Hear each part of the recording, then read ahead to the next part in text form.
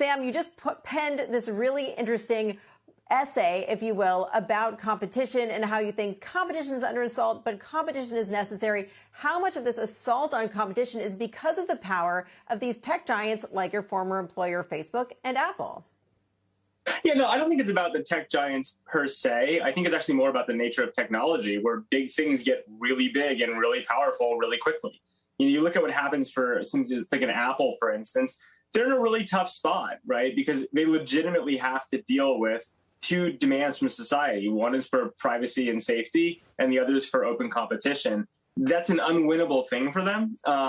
What we can't allow them to do is use that as a cover to squash competition, right? Because they can't turn everything into a privacy issue so that no competition can be allowed. But, I think the fundamental problem isn't about companies, it's about technology. They're really big ones. They're just right in the middle of forcing how to deal with it. So, Sam, specifically on this Apple issue, do you think the concessions they've made will enable more competition? Do you think that what they were doing before was limiting it? And were these concessions meaningful?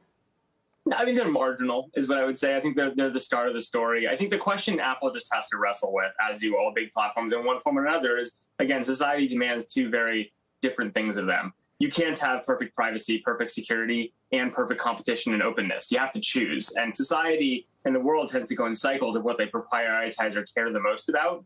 I think that's kind of a lot of what you see around crypto, for instance, is a fundamental technical rejection of kind of the path of some of this stuff. But, look, I think Apple is going to have to make a lot more concessions over time if the narrative around competition prevails, which I hope it does, because we need more of that to have a healthy society. But there are going to be trades to be made here.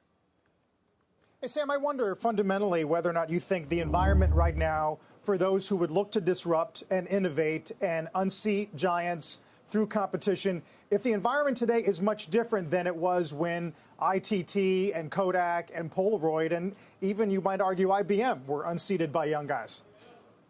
Yeah, I think, look, you need shifts in technology to have an unseating, is what I would say, right? And so if you think about, for instance, Facebook, my former company is constantly under assault because the world of social media changes so quickly. You look at TikTok, there's always new things up and coming. The fundamental, platforms around phones, for instance, are in a pretty defensible place right now. We'll see what happens. There's going to have to be another turn of the wheel, whether it's VR, AR, et cetera, to kind of put those guys back in a mode where competition can rise. I think it's very hard to assault them at this point in the cycle.